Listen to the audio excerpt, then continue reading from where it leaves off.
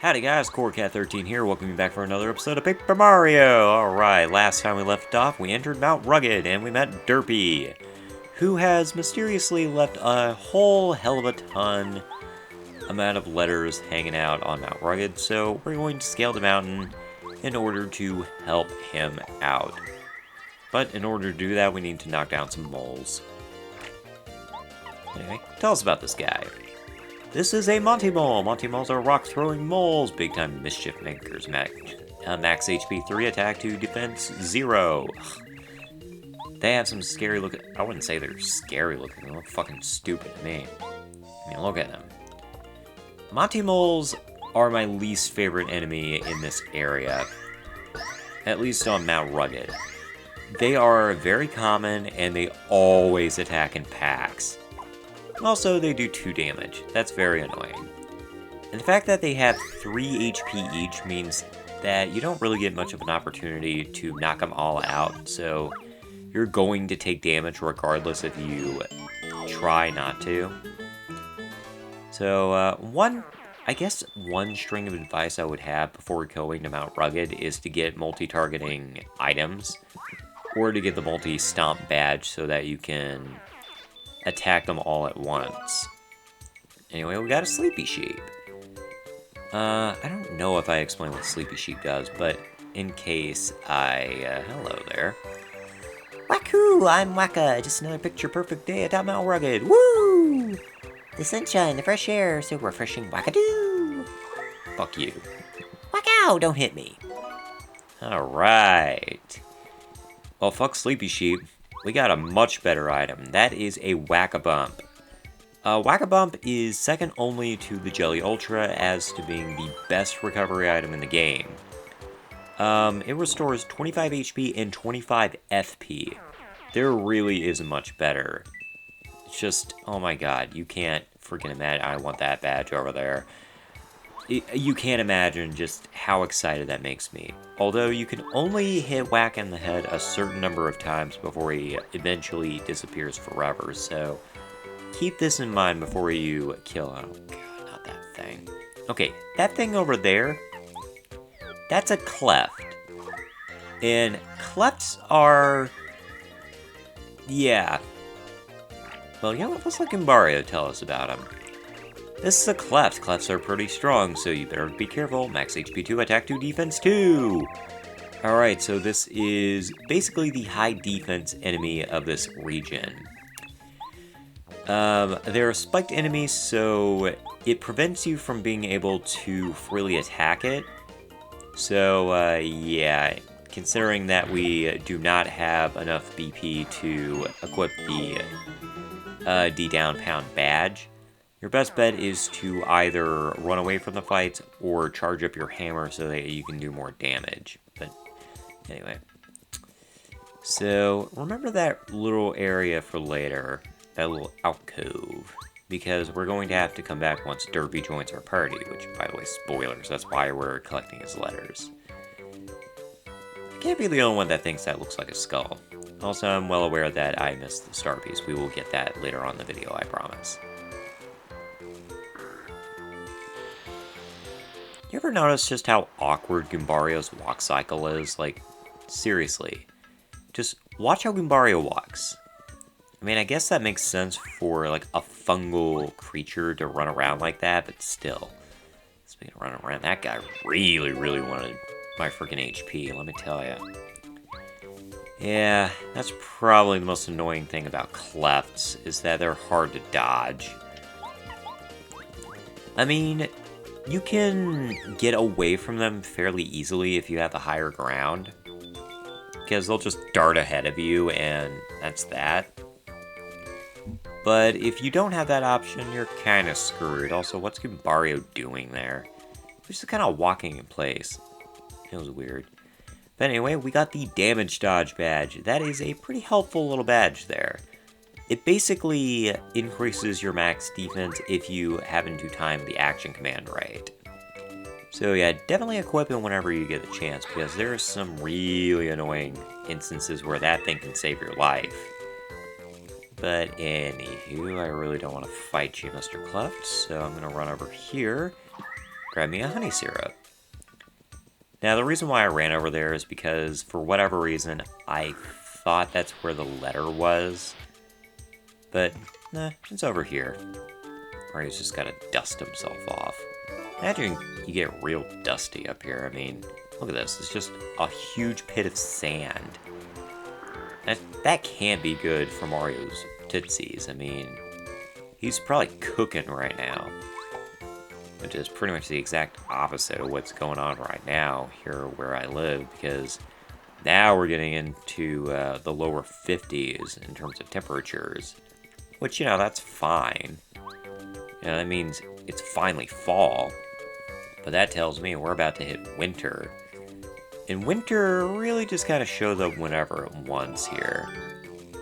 Like, I can't tell you just how annoying it is to try to predict the weather here, because you try to do that and, you know, you're just more than likely going to fail. Much like Derpy over there. So, anyway, here's your freaking letters, Derpy. Take it. Take it and run. Take it and run, man. Take it and run. Oh, God, not that letter. Ugh. That's the start of an annoying side quest that I don't know if I'm going to do in this LP, but anywho. Positive side of that, Derpy joined our party.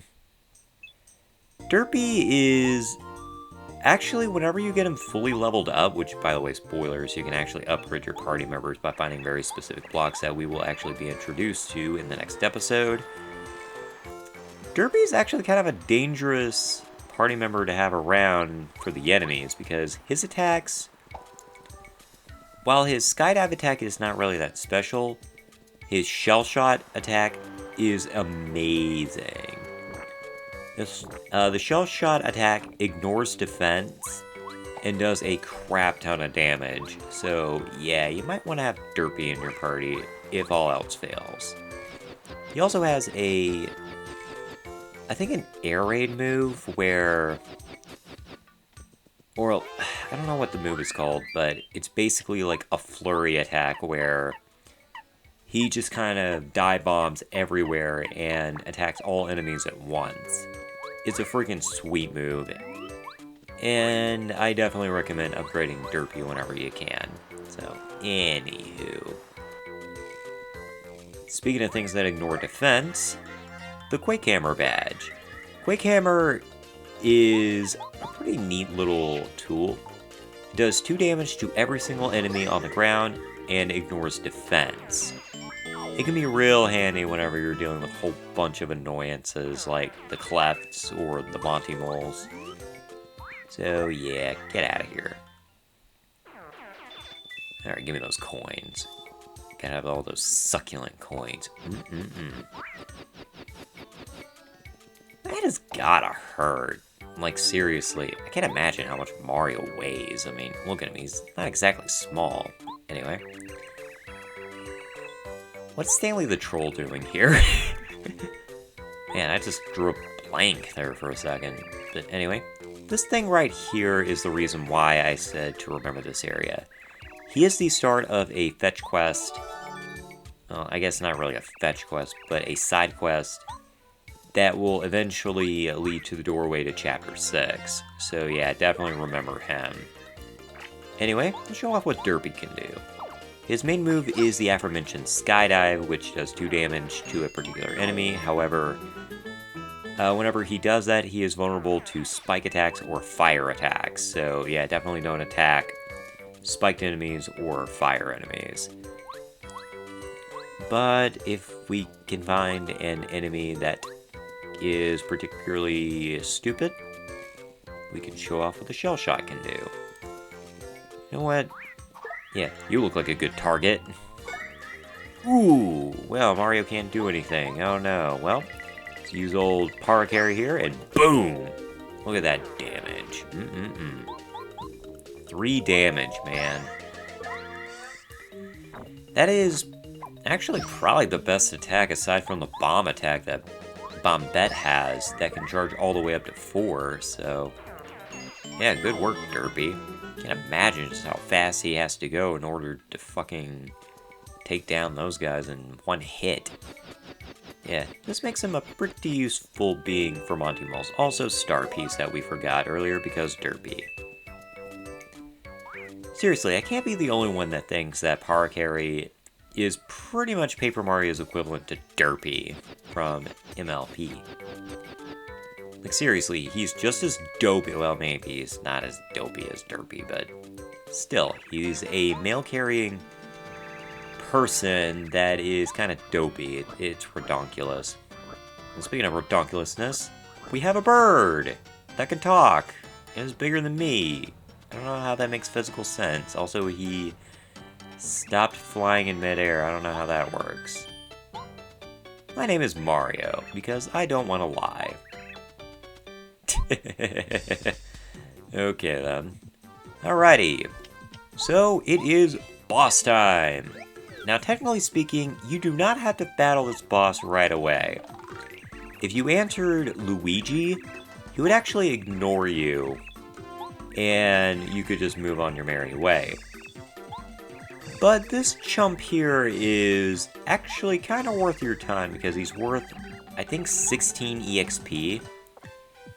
And he's, again, another pretty good tutorial for the main boss of this area, because he actually has 10 more HP than the boss of this world, so yeah, it's pretty good practice for both your boss taking out skills and your power bounce, because yeah, pretty much like any other boss that doesn't really have defense, power bounce is going to be your weapon of choice, because if you do it correctly, you can just chip down his health real nice and quick.